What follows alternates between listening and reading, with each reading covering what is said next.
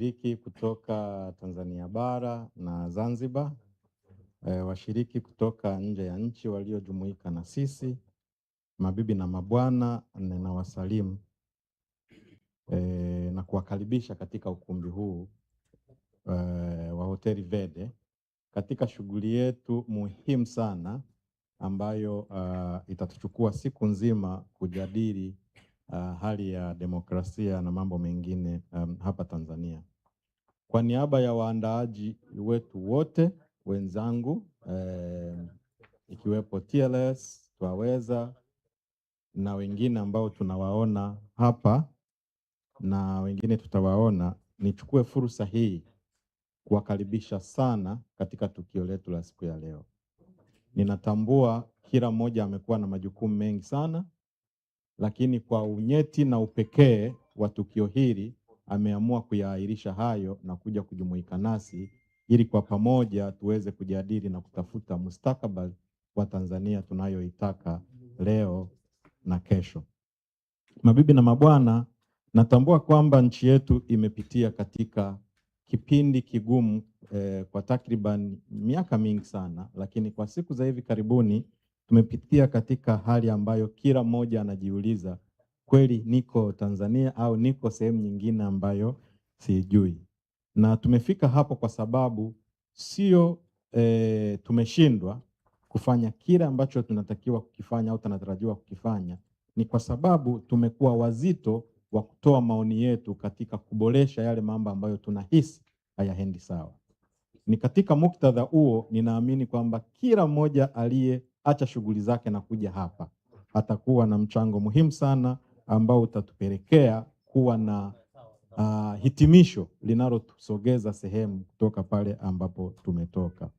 Ninaamini kila mmoja wetu atapata fursa ya kuzungumza na kutoa yale maoni ambayo kwa nafsi yake anayaona kwa kweli yanaendelea kuifanya Tanzania kuwa kisiwa cha amani na kama ambavyo wengi wetu wanatutambua. Pengine moderator wetu ataweza kusema zaidi, lakini ninaomba tu kwamba kadri tunavyowezwa na kadri tutakavyowezeshwa humu, tujitoe kwa moyo wote kufunguka kile ambacho tunahisi kwa kweli kitasaidia kutusogeza mbele kama ambavyo nimesema hapo awali.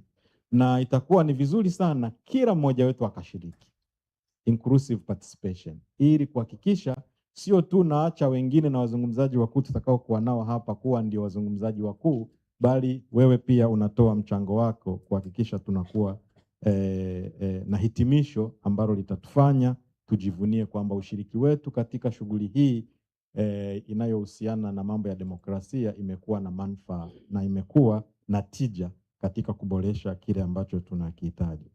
Baada ya kusema hayo machache, nirudie tena kwa kuwakaribisha kwa niaba ya waandaaji wenzangu katika ukumbi huu, na niwaombe tushiriki kadri ya moyo wetu wote na tufanye hivyo katika nia njema ya kujenga Tanzania tunayoitaka yenye kulinda haki, utu na heshima ya Tanzania wote na wale ambao wanatoka nje ya Tanzania. Asanteni sana. Asante sana Profesa Ichumbaki. Asante sana.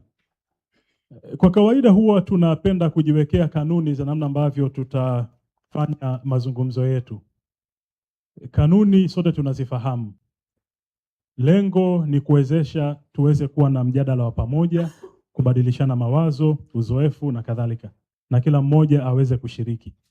Lakini zile kanuni mahususi kwamba fanya hivi usifanye vile na nini, tutaendelea kuzitengeneza pamoja kadiri siku inavyokwenda. Pale mtu atakapokosea ndio hapo tutatunga kanuni, au mimi nitadictate kanuni nikiwa kama overall MC with all the powers of the microphone. Kwa hiyo msisite kukosea ili tuweze kupata hizo kanuni kadiri tunavyoendelea.